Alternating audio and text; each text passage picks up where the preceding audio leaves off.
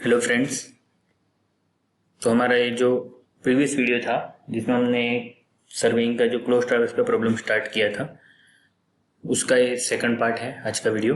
कल हमने क्या देखा था, जो हमारी मेन प्रॉब्लम थी, एक ट्रैवर्स दे रखा है जिसमें स्टेशन से मेजर की हुई फोर बेरिंग बैक बेरिंग दे रखी है, और हमने कल के जो लेक्चर में या फिर हमारे फर्स्ट लेक्चर में हमने क्या किया था, eight which station do you suspect local attraction, ये वाला पोर्शन हमने इस न्यूमेरिकल का सॉल्व किया था। तो हमने देखा था कि किस तरीके से स्टेशन की रीडिंग से हमने ट्रावर्स में लाइन की रीडिंग स्टेब्लिश की, एक चार्ट तैयार किया, और फिर 180 के डिफरेंस के थ्रू हमने पता किया कि कौन कौन से लाइन के लिए मेरी रीडिंग सेम है, और वहाँ से हमें पता चला कि कौन कौन से स्टेशन पे हमारा लोकल अट्रैक्शन नहीं है। तो अब इसके आगे का कंटिन्यूशन, वो हमें क्या करना है, आगे कैलकुलेट इंक्लूडेड एंगल पूछा है और ट्रू बियरिंग पूछी है, जबकि मैग्नेटिक डिक्लिनेशन दे रखा है। तो एक एक करके हम बढ़ते हैं, इंक्लूडेड एंगल के लिए भी और ट्रू बियरिंग के लिए भी हमें क्या करना पड़ेगा, हमें हर लाइन की करेक्ट बियरिंग निकालनी पड़ेगी। Correct bearing means if there was no local attraction at any station then what would be our magnetic bearing at each magnetic bearing of each line. ठीक है, तो वो हमें करना पड़ेगा। तो उसके लिए हम क्या करेंगे, हमारा सर्वे में एक यूनिवर्सल एरर का फॉर्मूला है।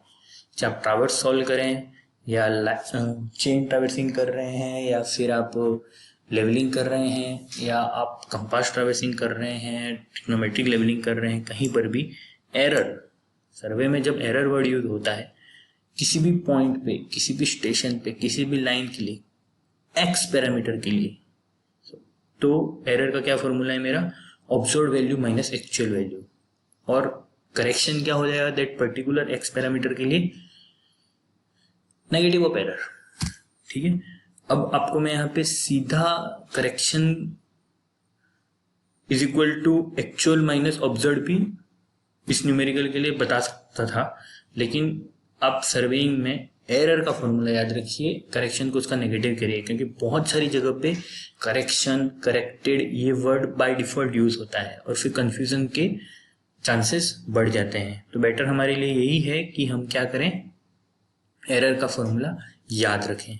ठीक है, अब कैसे कैसे सॉल्व करेंगे हम, सबसे पहले हमारी अब ये वाली टेबल हमारे लिए इररिलेवेंट हो गई, क्योंकि हमने क्या कर दिया, यहाँ से हर एक लाइन के लिए, क्योंकि बियरिंग हमारी लाइन की होती है, लाइन के लिए एक टेबल बना ली। तो अब मेरे लिए टेबल मतलब क्या, इस रेक्टेंगुलर बॉक्स में जो भी है वो मेरी एक्चुअल प्रॉब्लम है, टेबल है।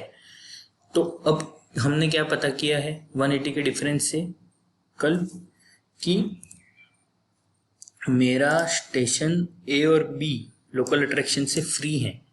तो इसका मतलब ये हो जाएगा कि स्टेशन ए और बी से ली गई सारी रीडिंग्स हमारी करेक्ट हैं, उसमें कोई भी एरर नहीं है। तो ए से मैंने कौन कौन सी रीडिंग ली, उसको मैंने यहाँ पे सर्कल में लिखा है। ए से एक तो हम fore bearing of A B लेते हैं, और बैक, जिसके लिए नीचे भी मैं रेड कलर से कर रहा हूँ, fore bearing of A B लेते हैं और back bearing of E A लेते हैं। तो अब क्या हो गया, मेरा ए से ली गई ये दोनों रीडिंग मेरी करेक्टेड है, यहाँ पे कोई एरर नहीं है। फिर दूसरा स्टेशन मेरा कौन सा लोकल अट्रैक्शन से फ्री है, बी स्टेशन मेरा लोकल अट्रैक्शन से फ्री है। तो बी से मैंने कौन कौन सी रीडिंग ली, एक तो मैंने जो बॉक्स में लिख रखा है back bearing of A B लिया, और मैंने fore bearing of B C लिया। तो ये जो चार रीडिंग है, दोनों सर्कल में और दोनों बॉक्स में, ये मेरी एरर फ्री है। तो अब हमें क्या करना है, बची हुई रीडिंग्स को, बची हुई जो मेरी रीडिंग्स हैं ये, इन सभी को मॉडिफाई करना है। ये मेरी ऑब्जर्व रीडिंग है, वहां से हमें करेक्टेड रीडिंग निकालनी है। तो आप क्या कर सकते हो, आपका फ्लो क्या हो सकता है, आप बैक बियरिंग ऑफ बीसी से शुरू करके ऐसे भी जा सकते हो, या फिर क्या कर सकते हैं हम, इसके रिवर्स डायरेक्शन में फोर बियरिंग ऑफ ई ए से होते हुए इस तरीके से भी जा सकते हो। तो मैं अप टू डाउन वाला जो पहले मैंने किया था वो वाला डायरेक्शन फॉलो करूंगा, और लास्ट में क्या होगा, मैं यहाँ करेक्ट भी fore bearing of B C से स्टार्ट करता हूँ, यहाँ से स्टार्ट करूंगा मैं और यहाँ पे पहुंचूंगा, और बाय डिफॉल्ट मेरी यहाँ की रीडिंग, बेसिकली यहाँ की रीडिंग मतलब बैक बियरिंग मैं फोर बियरिंग ऑफ BC से स्टार्ट करूंगा और लास्ट में बैक बियरिंग ऑफ EA पे जाऊंगा, और वो मेरी बैक बियरिंग ऑफ EA 140 ही आनी चाहिए जो मेरी ऑब्जर्व है, क्योंकि वो मेरी करेक्ट रीडिंग है। तो उससे हमारा क्या क्रॉस वेरीफाई हो जाएगा कि माई कैलकुलेशंस आर करेक्ट। तो अब हम एक एक करके स्टार्ट करते हैं। एरर का फॉर्मूला हमें ध्यान में है, observe value minus actual value. तो हमारे लिए हम कहाँ से स्टार्ट कर रहे हैं, क्योंकि fore bearing of AB and back bearing of BB both are correct. तो हम स्टार्ट करते हैं, उनके बीच का डिफरेंस 180 है ही है।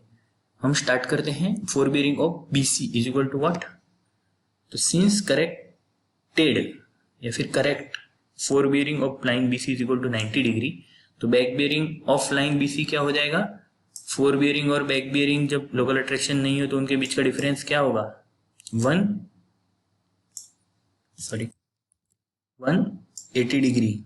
ये मैं कल बता चुका हूं आपको।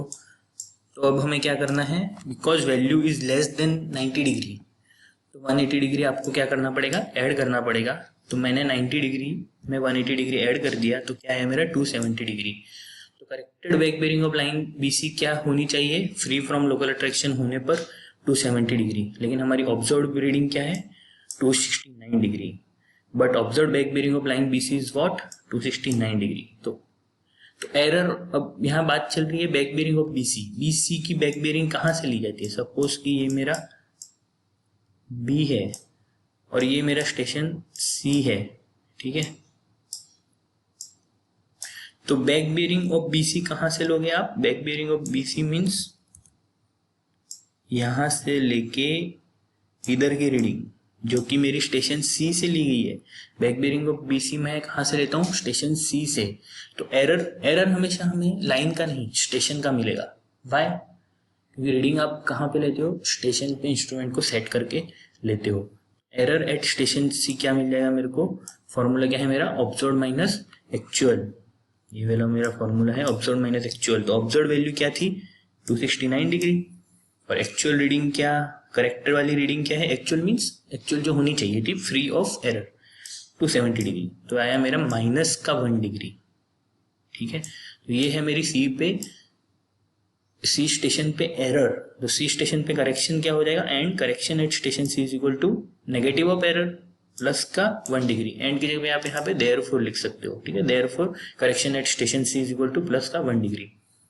तो स्टेशन C से मैंने जो भी रीडिंग ली है, स्टेशन C से मैंने जो भी रीडिंग ली है, उन सभी रीडिंग के लिए मुझे क्या करना पड़ेगा, उन सभी रीडिंग में मुझे प्लस का 1 डिग्री ऐड करना पड़ेगा। तो मैंने स्टेशन C से कौन सी रीडिंग ली, अगली फोर बियरिंग ऑफ CD। अब ये आपकी जो वैल्यू आ रही है, जैसे कि यहाँ पे मेरी करेक्टेड वैल्यू क्या थी 90 डिग्री, तो उसके नीचे आप डबल एरो कर सकते हो 270 डिग्री, उसके नीचे आप इसको डैश कर दीजिए, आपको जो मार्क कर दीजिए, जिससे कि आपको फाइनल टेबल बनाने में हेल्प हो, ठीक है। और एग्जामिनर के लिए भी सही रहता है कि आपने करेक्टेड वैल्यू कौन सी निकाली। अब corrected fore bearing of line CD, तो ऑब्जर्व वैल्यू क्या है आपकी लाइन CD की, फोर बियरिंग की 120 डिग्री, ये आपने ऑब्जर्व किया है। और स्टेशन C का करेक्शन कितना, प्लस का 1 डिग्री। तो corrected fore bearing of line CD कितनी मिलेगी, 121 डिग्री, ठीक है। अब इसके लिए नीचे मैंने अंडरलाइन कर दी 2 बार, ताकि मुझे आगे काम आएगा। कैसे, वो मैं आपको बताऊंगा फाइनल टेबल बनाने में, वरना आप वापस से वैल्यू उठाने में कंफ्यूज हो जाओगे। अब corrected fore bearing of line CD आ गई, तो वहां से करेक्टेड बैक बियरिंग हमको रिलेशन से मिल जाएगा 180 का डिफरेंस से। अब 121 डिग्री है यहाँ पे, तो 121 में 180 माइनस तो कर नहीं सकता, तो 121 में मैंने 180 डिग्री को ऐड किया, तो मेरा आया 301 डिग्री। तो corrected back bearing of line CD is equal to 301 डिग्री। अब observe back bearing of line CD क्या है, वो भी मेरी 301 डिग्री। तो बेसिकली इसका मतलब क्या हुआ कि and observe back bearing is also equal to, so since corrected back bearing of line CD is equal to observed back bearing of line CD, back bearing of line CD कहाँ से measure की जाएगी, कौन से station से measure की जाएगी, back bearing of line CD हमारे स्टेशन D से। इसका मतलब ये हुआ कि हमारा स्टेशन D जो है वो भी मेरा एरर फ्री होगा, लोकल अट्रैक्शन फ्री होगा। इसलिए उसको आपको एग्जाम में हाईलाइट करके स्टार करके लिखना पड़ेगा कि since corrected back bearing of line CD equal to observed back bearing of line CD, station D is also free from local attraction. तो station D local attraction free होने पे मुझे यहाँ पर स्टार कर रहा हूँ मैं ये, या फिर क्रॉस कर रहा हूँ, ये दोनों और स्टार रीडिंग आ गई जो कि मेरी करेक्ट हैं। तो अब हमने क्या लिखा, this indicates D is also free from local attraction. तो अब डी से और मेजर क्या किया मैंने, कौन सी रीडिंग मेजर की, फोर बियरिंग ऑफ डी ही मेजर की, तो वो भी मेरी सही हो गई, करेक्ट होगी मतलब। therefore correct fore bearing of line D, this implies that correct fore bearing of line D is equal to 200 degree. तो 180 डिग्री की डिफरेंस वाले प्रिंसिपल से corrected back bearing of line D क्या हो जाएगा, 200 minus 180 degree equal to 20 degree. But observe back bearing of D is what, 18 degree. 18 degree मैंने लिखा यहाँ पे। और एरर एट, अब back bearing of line D कहाँ से मेजर की, स्टेशन नंबर ई से। Therefore error at station E is equal to, फिर से फॉर्मूला क्या है मेरा, observe minus actual. Observe value क्या है 18 डिग्री और एक्चुअल वैल्यू क्या है 20 डिग्री, तो माइनस का 2 डिग्री। And correction required at station E क्या हो जाएगा मेरा, प्लस का 2 डिग्री। देयरफॉर तो अब स्टेशन ई से मैंने और रीडिंग कौन सी मेजर की है, ई ए का फोर बियरिंग मैंने मेजर किया है स्टेशन ई से, तो 318 डिग्री, 318 डिग्री, ठीक है।